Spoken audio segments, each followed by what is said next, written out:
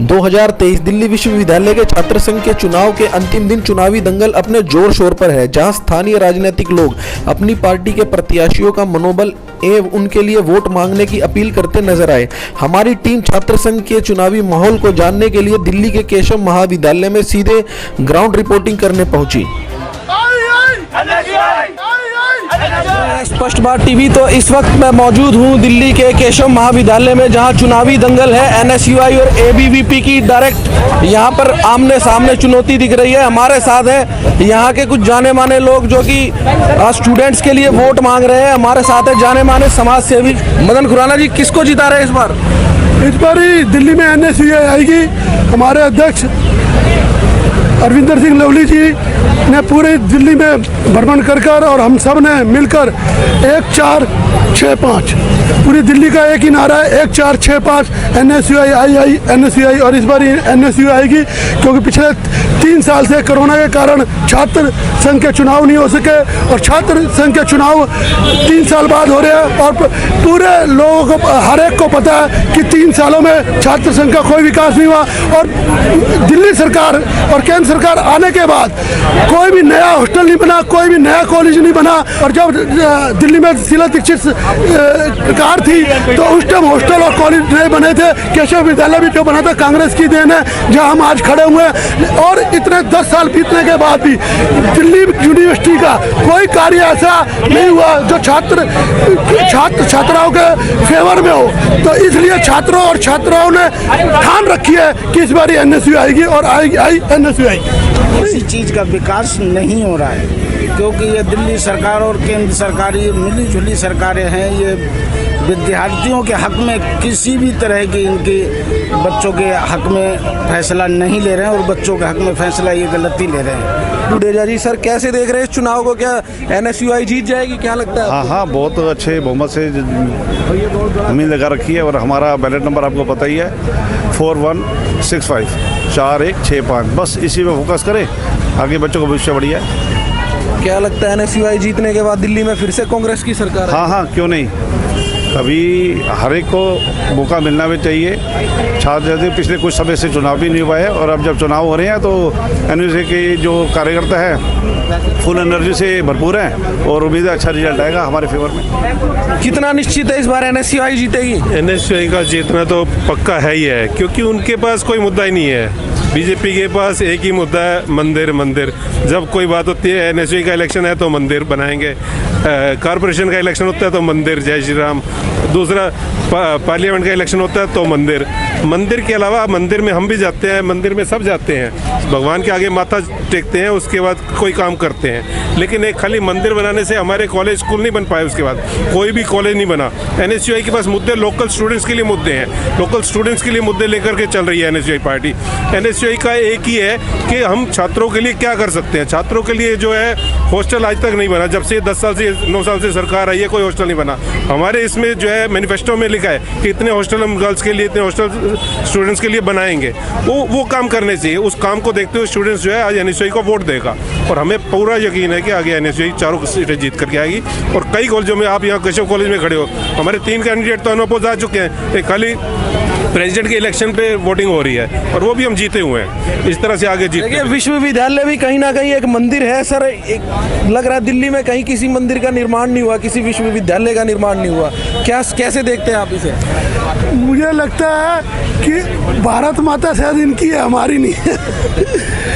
मैं तो यही कहना चाहूँगा, आज का युवा बेरोजगार हो रहा है, उसका आज शिक्षा प्रणाली की बहुत ज़रूरत है। अगर हमारा युवा पढ़ा लिखेगा और अपने हक की बात करेगा, जब ही ये देश आगे जाएगा। जब युवा सक्षम और शिक्षित होगा तो मैं नहीं मानता कि भारत देश जो विश्व में आज हमारे वैज्ञानिकों ने चंद्रमा पे जाकर चंद्रयान 3 का जो सफल परीक्षण किया, तो मैं यही देखना चाह रहा हूँ कि आज का युवा, हम सब भारतवासी मिलजुल कर अगर भारत को एक संपन्न शक्तिशाली देश बनाएंगे तो बहुत अच्छा होगा। और उसके लिए युवा का शिक्षित होना जरूरी है और ऐसे लोगों का दिल्ली यूनिवर्सिटी में आना जरूरी है जो छात्रों और छात्राओं की आवाज़ बन सके और उनकी लड़ाई को आगे लेके जा सके।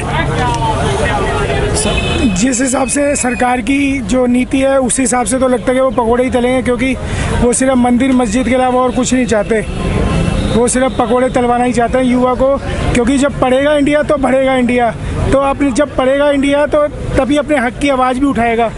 तो जब हक की आवाज़ जो उठाता है उसकी आवाज़ दबा दी जाती है। क्या लग रहा है कौन जीतने जा रहा है इस बार? NSCI, always NSCI।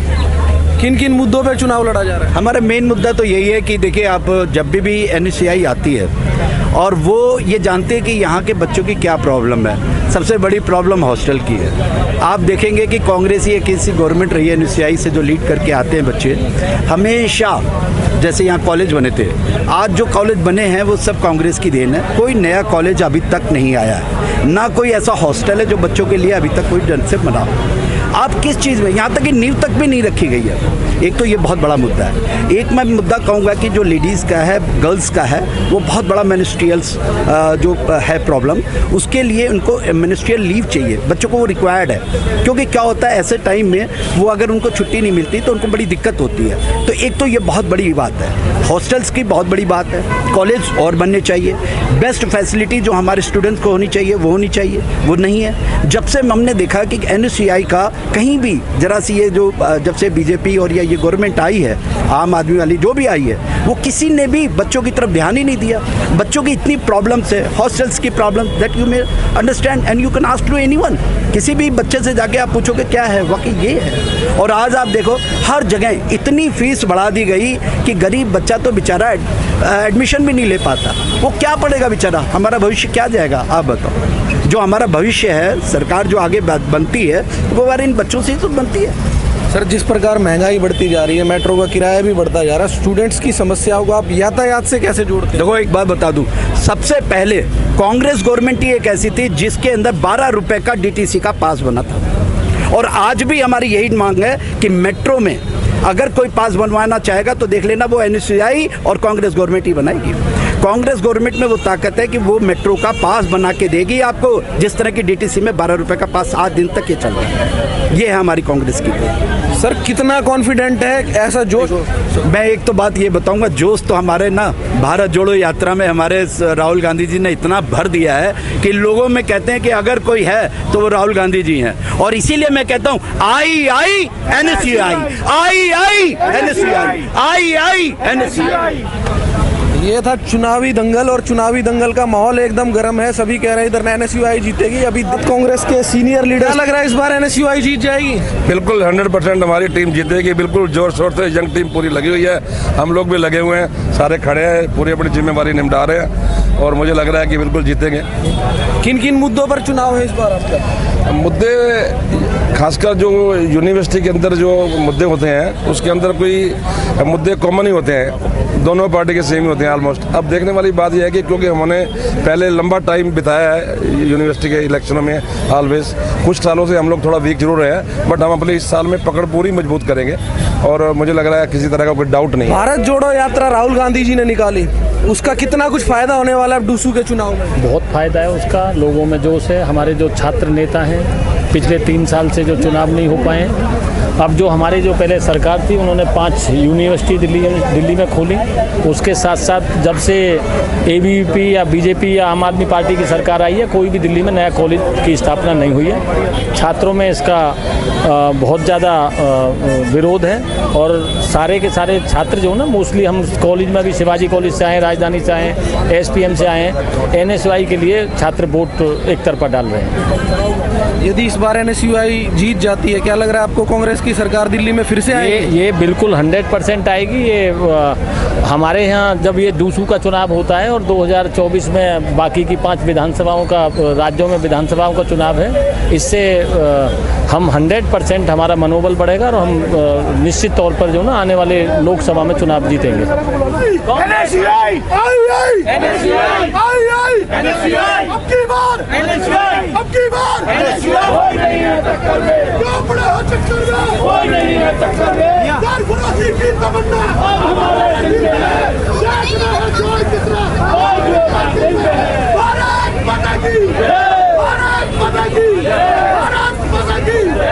Sir, NSCI को इस बार आप जिताने जा रहे हैं? बिल्कुल जिताने जा रहे हैं। हमारे को आदेश हुआ कि सब लोग यहाँ मिलजुल कर बच्चों का हौसला बढ़ाएं, इसलिए हम भी यहाँ उनका हौसला बढ़ाने के लिए आए हुए हैं केशव महाविद्यालय पीतमपुरा में।